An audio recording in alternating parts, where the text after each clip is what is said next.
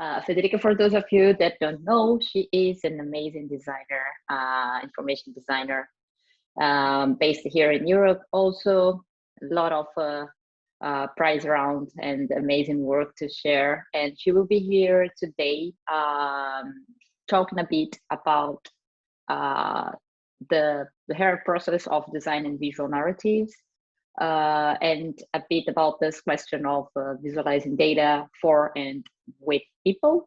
And I won't be talking a lot because she will talk much better than I. So Federica, if you're around, please. So hello everyone. I am Federica Fragapane and I'm an independent visual and information designer. And I just want to quickly introduce myself, and then I'm going to share you a few projects and especially the process behind it. That's the most useful part to be shared, I think. So I work as independent designer, and I usually work designing data visualizations and collaborating with magazines and organizations. I'm co-author of these two books. One is a children's book published by National Geographic Kids and White Star, and the other one is an atlas published in Italy, dealing with complex water-related topics that I visualize using infographics mixed with cartography.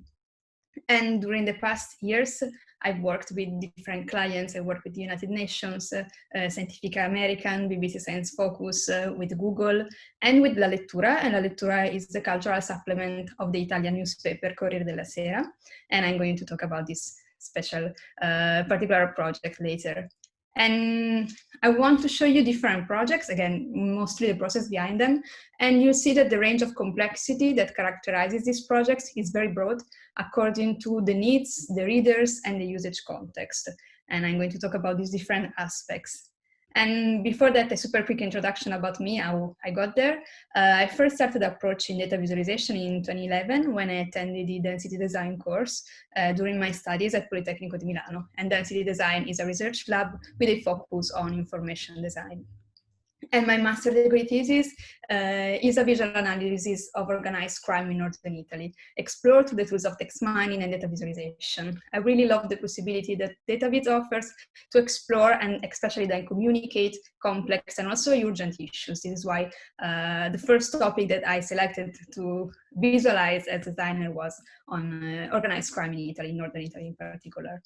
Then in 2012, I started an internship at Accurate. Accurate is an information design agency based in Milan and New York. And I worked there for a few years. And it was an inspiring and great experience. And then in 2015, I decided to start as freelancer, mostly because I was very curious to see how my career would have evolved taking this direction. And this is my current situation. And I want to show you different projects now with different characteristics, but with a common ground of focus on the connection that a data visualization designer can create with the people these projects and this designer talks to. And I am particularly interested in studying such connection and how the shapes... maybe is there a mic on? Legal. Okay, so I'm particularly interested in studying such connection and how the visual elements I can work with can help me in having an impact on it. And a collaboration that allows me to explore this connection and also to experiment a lot is the one I have with La Lettura, that, as I mentioned, is the cultural supplement of the Italian newspaper Corriere della Sera. And I collaborate with them designing visualizations, data visualizations, working on the analysis and communication of cultural, environmental, and social topics. And there are two important aspects about La Lettura that I always have to mention.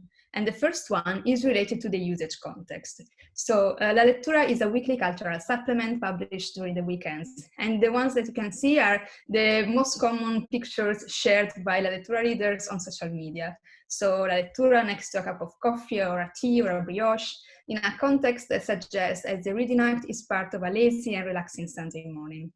So reading La Lettura is a slow process, a relaxing process too. And knowing this aspect is very important for my design approach to the visualizations. I like to think about them as the visual equivalent of long articles. And the second aspect is the fact that for this project, I'm asked to visual experiment while, of course, providing interesting contents at the same time. And so the intersection of these two requests allows me to experiment a lot and to work on pieces that have also this artistic research. And the goal is always to communicate, to engage the readers and to catch their attention. And this that you can see is my usual design process, mainly composed of 3 phases: selection of sources, data analysis, and definition of a specific visual model. And I usually also propose the topics to be visualized. And as communication and data visualization designers, we are people talking to other people.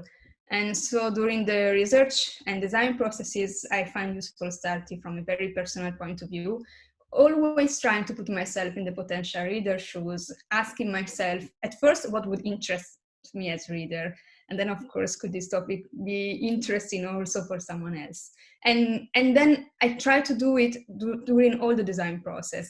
And the questions, I mean, I will never have a sure answer to these questions, for instance, of course, but I think that the exercise of asking it can be a very good starting point for communicating stories to readers. I want to show you an example, and again, especially the process behind it.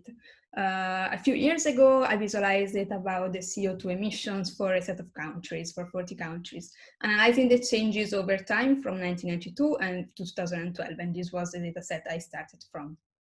And an important phase for me is the inspiration one. I really spend a lot of time looking for visual inspiration, not only when I have to start a new project, but almost every day. And in this case, I had found this image and I was impressed because by the feelings it caused on me, because I thought it was beautiful. I liked it a lot visually, but at the same time, the textures and the shapes made me find it slightly creepy. And so I liked the idea of trying to use this combination of feelings for my piece. And after analyzing the data, I designed the main structure of the visualization, so the visual model. And during the years, I've noticed that for me, defining the structure of a visualization is a step that has 2 kinds of influences. And the first one, of course, is given by the data analysis phase. So I spend a lot of time filtering the data on Excel or Google spreadsheet, ordering them, trying to see what could be the interesting stories or the most interesting way to give them a shape. But then I also spend a lot of time, as I was mentioning, looking for visual inspiration. And then I noticed that all the elements and the shapes I filled my eyes with during that phase helped me in designing new visual structure. And I tend to do it, I tend to look for inspiration after I've been looking at the data. So I already know what kind of elements I could use, knowing my story, knowing the data that I have to deal with. And in this case, I decided to visualize a set of years of CO2 emissions for some countries, for a list of countries. And I decided to visualize for each country, and it is here at first the CO2 emission data, as this petal whose length represents the tons of CO2 emitted by year. And then after having visualized all the data for all the countries, and I'm going to show you the complete visualization later, I started to work on the texture and the look and feel inspired by that image. And it's something that I think can help me in engage the readers, and engaging the readers is important because communicating is my goal, and I want the readers to be visually attracted also to what I'm creating. It's a way, I think, to communicate the stories I'm talking about.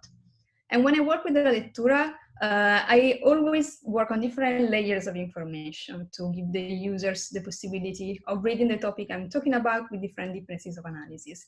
And in this case, the first layer is provided by the emissions information, so the length of the petal. And then I added a second layer that is the color.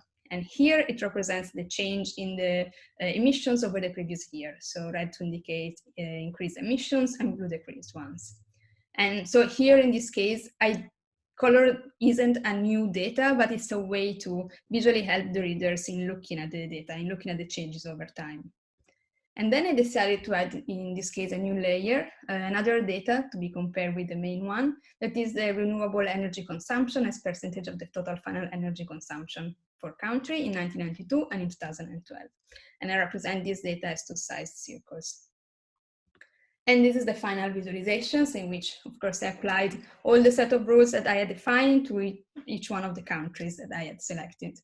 And so, as you can see, there are elements that can quickly be seen, such as the size of certain countries, or the predominance of a color on the other. But at the same time, there are also elements that need time to be read correctly. And I don't think that this is a problem when the usage context allows it. I think that there are topics that deserve to be read with calm when the user context allows such a calm. It really depends on what is the medium we are working on, what is the context, what kind of readers we think is going to read our pieces. So I think that it's like a long essay versus a tweet. They can be both extremely valid for communicating, but it really depends on the context. And when I work on these visualizations, I used to think about them as the visual equivalent of long articles. And designing visualization is really an act similar to the writing one for me. I'm writing with visual alphabets, and in some cases also experimenting with new visual letters. And for this reason, it's extremely important to provide the readers with all the tools to use such alphabets. And this is why designing a clear legend is essential. And I dedicate a lot of time to the visual explanation of the project. So a key that explains exactly how to read each single visual letter that I'm designing.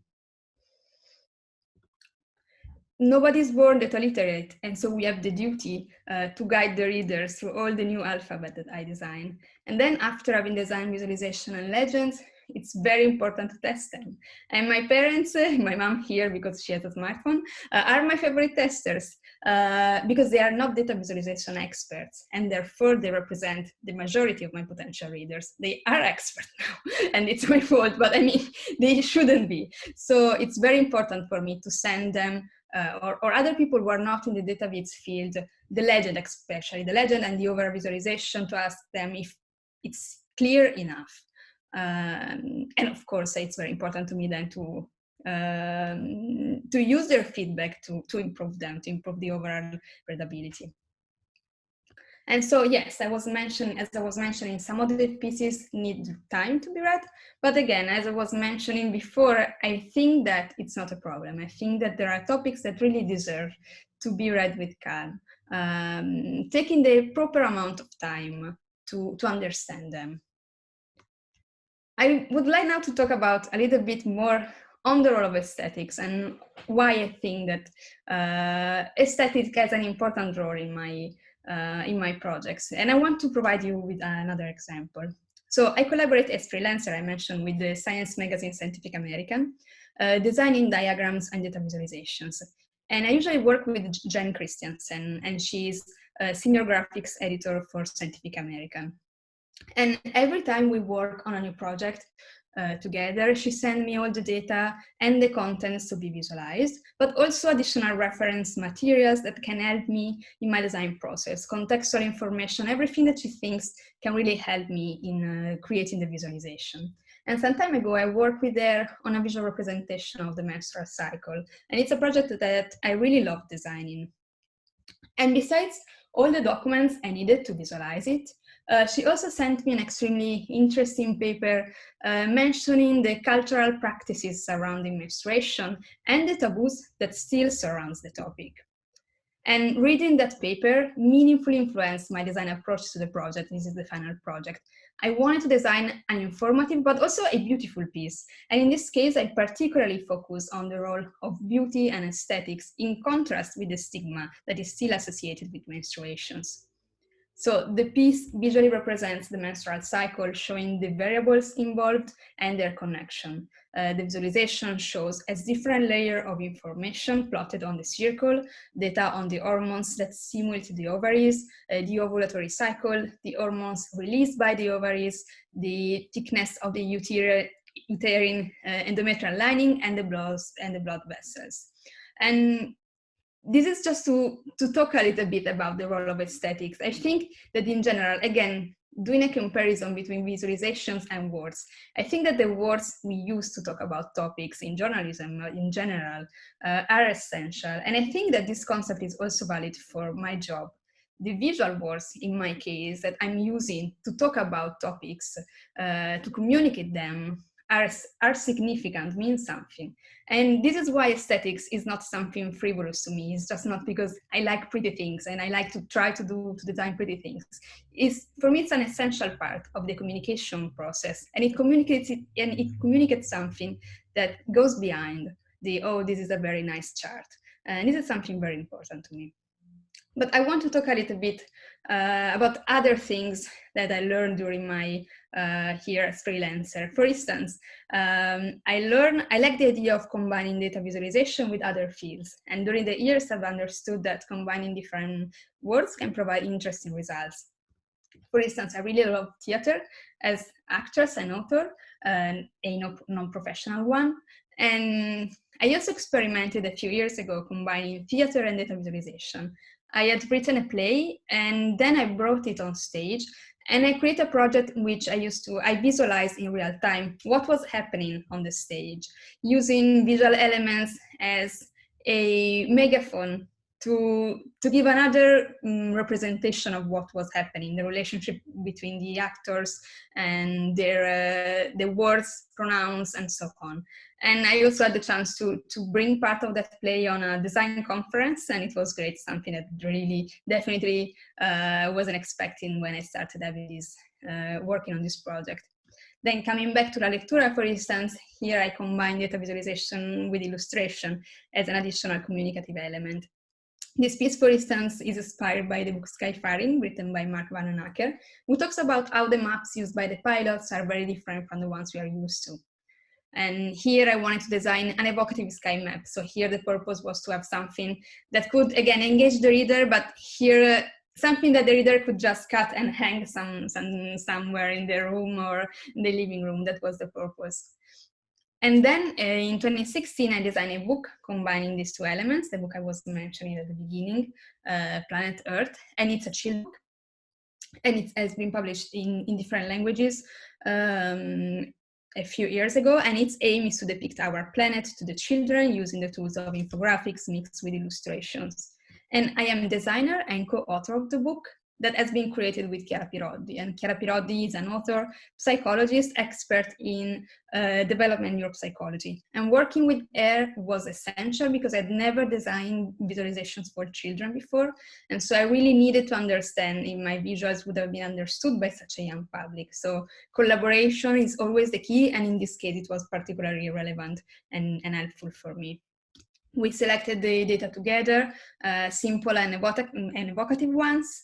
And I worked on the visualizations. I mean, something that, again, could not only communicate something, but also engage the young readers, especially for a children's book. I think it's essential. And it was a very nice opportunity to work also on the emotional aspect of a visualization, because I think, again, for a children's book, it's very important to create a joyful connection to the young readers and to have to create something pleasant to read.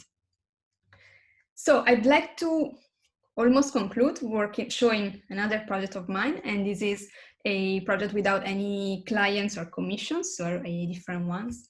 And it started a few years ago when my boyfriend told me about a boy he had met, an asylum seeker arrived to Italy from Somalia a few months before. And talking with my boyfriend told him about his traveling to get there. And hearing about this conversation, I started to think about how few I knew about these travelings, and how Italian media, especially at the time, tend to focus more on the Mediterranean Sea route. But there are often thousands of kilometers before that part and hundreds of days spent traveling. And so I immediately started to think about how I would like to use my professional competencies to talk about these journeys, because again, it's something that now too, but especially a few years ago, Italian media tends to talk about a lot, but I think not always using the approach that I think this topic deserves.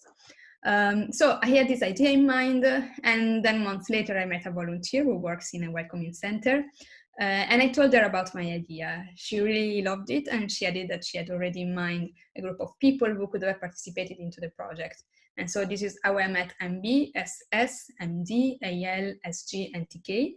and they are 6 asylum seekers arrived in Italy in 2016. And this is how the stories behind the line started. And it's a project that visually tells their travelings to arrive to Italy.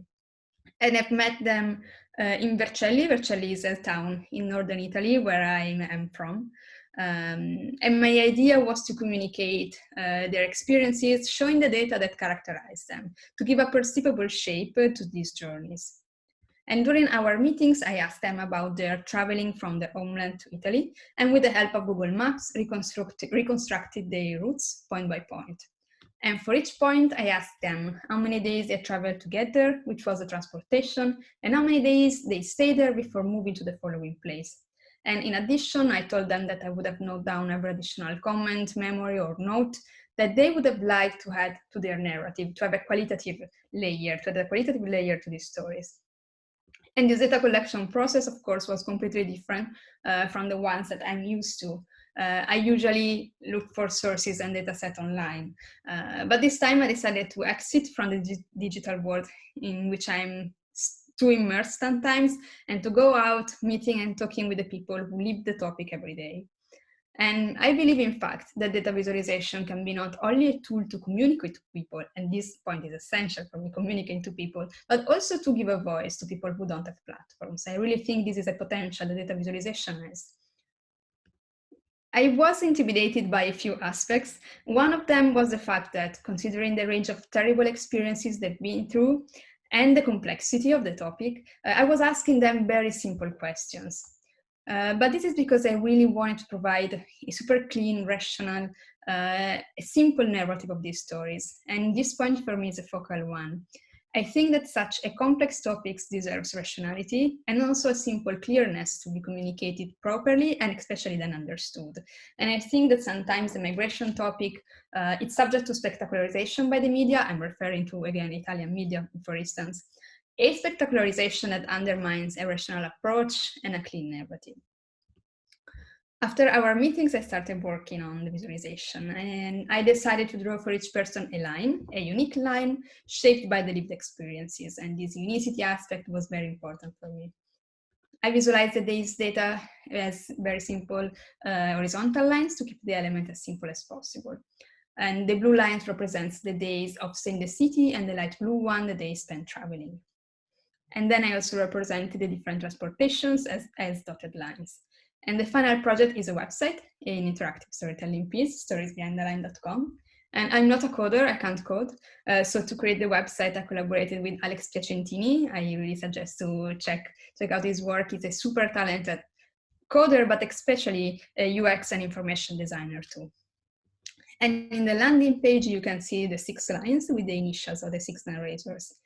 And each single story is precious, and for this reason I wanted to be sure to give the lines their own space, showing them at first as black paths on a white background. And clicking on data, it's possible to see the information, going over with the mouse, also the transportation data. And the red dots represents the moment in which the narrators decided to share a more detailed fragment from their stories, and clicking on them allows to read them. And to give the lines context, that is essential, of course, it's then possible to reveal the maps under the lines. But I wanted it to be a second step. I wanted to show at first just a black line on the white background and then to show the context. And the one in the circle, within the circle, for instance, is the Mediterranean Sea route, the part that many Italian media most frequently mention. But I really wanted to show all the route that often people don't know about, aren't aware of. I also worked then on a second visualization, stretching the path to a vertical line and showing also the traveled kilometers to provide another view, very clean and very graphical.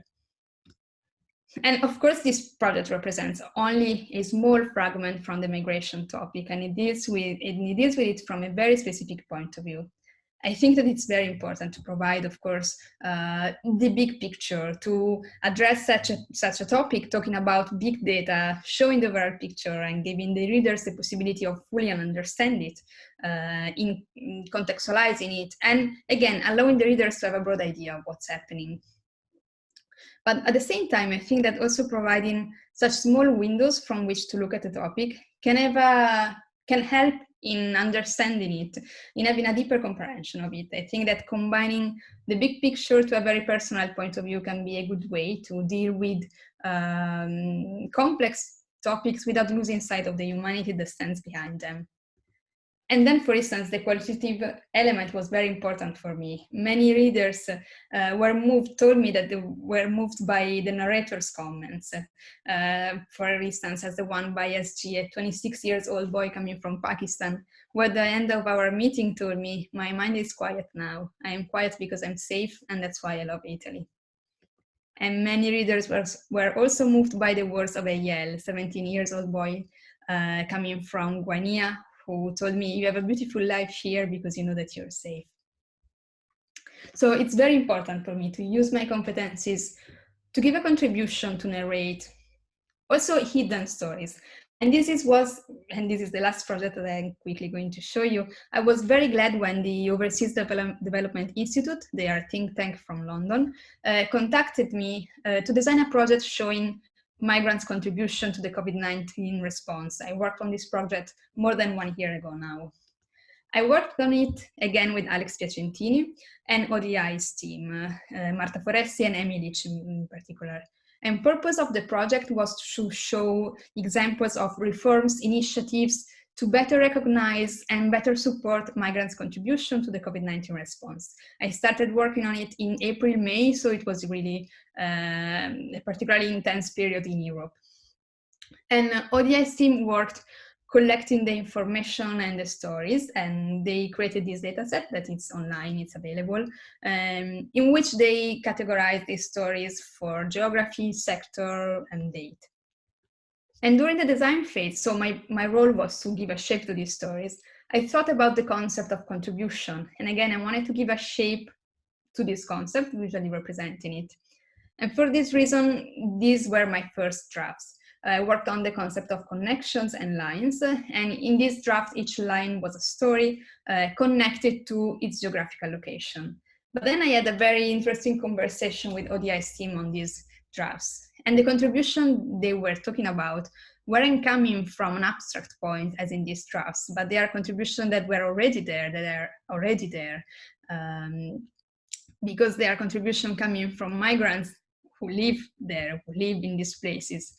And this is why I started to think on another concept, the tree concept, to represent not only the growing contribution, because the contribution was always there, but the growing awareness on such contribution.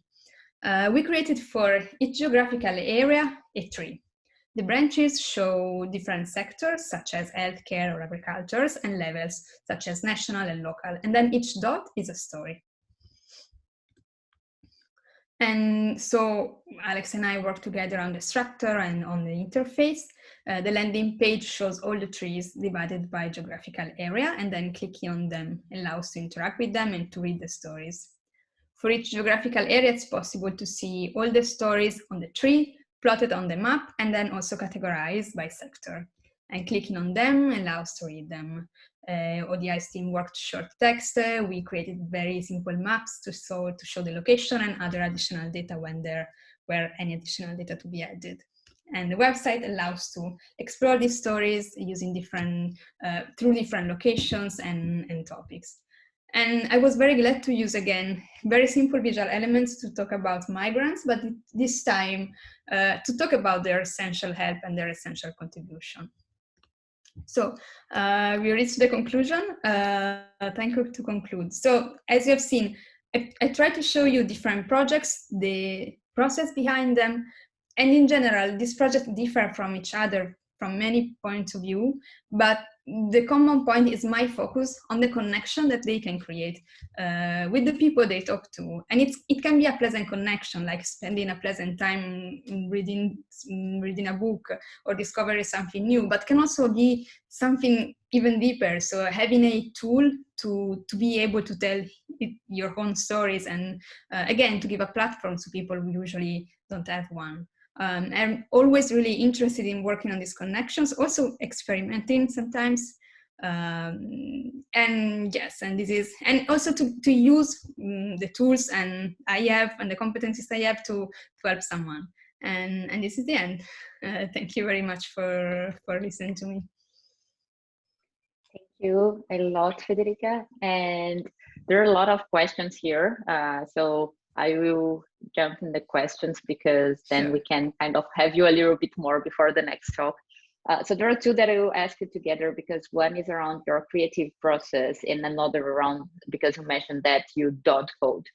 So the first one is if you have a way to organize your creative process, and together if you could comment on it. The other question was, because you said this, that you don't code. So if you don't have any someone that codes to work with you, do you have a non-code tool that is your go-to when you need to kind of put something together without someone who codes? So I think that those two you can try to tackle together, Yeah. and then there are another questions. So those two first. Sure. Yeah. So there is, very simply, there is no code behind all the static visualizations that I show you.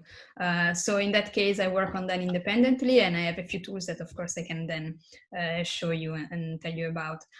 When clients contact me for interactive projects, I have especially two developers I usually work with. One is Alex, and one is Paolo Corti, is a very talented developer. And in that case, I ask them, are you available to work with me on this new project? For all the static visualizations, there is no code behind them, so I don't need any support from a developer.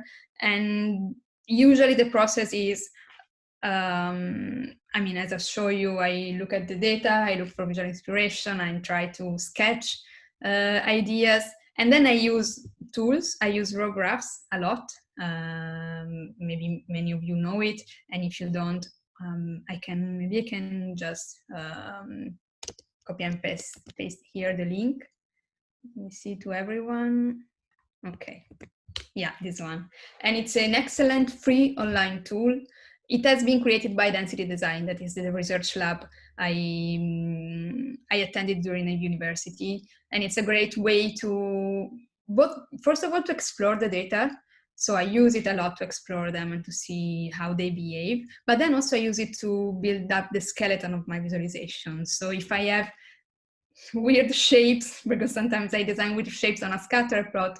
To design the scatter plot, I use raw graphs, and then I manually draw the shapes with Illustrator. But then there are also tools on Illustrator, because then raw graphs is often the first step, but then I work always on Adobe Illustrator. And there are some tools on Illustrator that allow you to create charts, accurate charts, because of course they have to be accurate.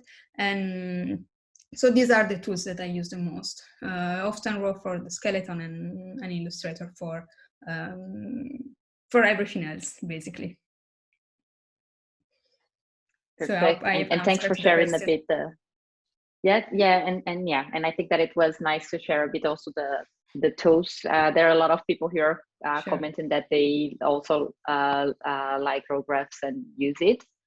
And a lot of comments on your work also, Federica, saying that it's amazing, and thank you for sharing. And there is another question. You showed your feedbacker, your mom, but there is a question here around feedback from people, for instance, especially when you publish in media outlets, because then you have a more structured way. Sometimes people will write to the newspaper or something like this. Have you ever had feedback from your work when you're publishing it? Yeah, sure. Yes, especially now thanks to social media, because at first it wasn't super straightforward, because these visualizations are printed. They are not online. So if you publish something online, maybe there is a comment section and it's easier to see their feedback. But in the first years, I did some workshops, and one was especially organized by La Lettura. So I met some of La Lettura's readers there, and I had the chance to talk with them. And I mean, it was very nice. Also because for instance, the average age of the participants at the workshop was higher than I was expecting, and it wasn't great. I mean, it wasn't something that I could take it for granted at all. And yes, for instance, the comments were very nice. Of course, some of them told me they're difficult. I know they're complex, but some of them really like to take some time to try to understand, to read the legend and try to understand them. Now that I use more social media and Instagram especially, it's another way to have comments. These are different comments because, of course, they are not necessarily the readers of the medium, but it's another way to see feedback and to see comments. And I mean, I've also received critiques, of course, because it's completely understandable, normal, and there are, as always, very constructive critiques that I really paid attention to, other that are not, but it doesn't matter. So yes, I have the chance to read some of their feedbacks, and it always is very, very interesting. And also from children, because I also did some workshops with children after the book publication, and that was another word, a crazy one, but it's super, super funny. It was also great to see their feedback and comments. Oh, perfect. And a final one, final question. I asked it yesterday for Shirley and for Nisa in our opening talk, and I will ask you also because they came up with very, very nice things. Is there or for instance, all the people in the field or websites, Twitter accounts, meetups, anything that you follow that you kind of super recommend to the other people? Can be anything, podcasts, Twitter accounts, any type of media. I think that many, the most famous ones I'm sure already have been mentioning. I mean, for instance, I worked with Giorgia Lupi, I think many of you know. She co-founded Accurate, so definitely she's something that inspired me a lot at the time. I really recommend to check Alex Piacentini website because it's not super good at social media, but it's super good as designer. So I really feel like it should be mentioned. I want to type his name here. And then we can start. Here we are, and let me see if I can also find the. Carol found it, the link to the. Correct. Yeah, and it's UX designer, information designer, also developer, and many projects of him. They are something we worked on together, but he's really super talented. Then I really also personally fond of, but also professionally, of Stefania Guerra. Let me type her name too. And Stefania Guerra and Michela Lazzaroni. Okay, and they are both information designer. Michela Lazzaroni, she's freelancer. Stefania Guerra works at Accurate, but they also collaborate with La Lettura, and especially Michela now, she collaborates pretty often with La Lettura, and so they're definitely people that I would recommend following. And then also Accurate as a Medium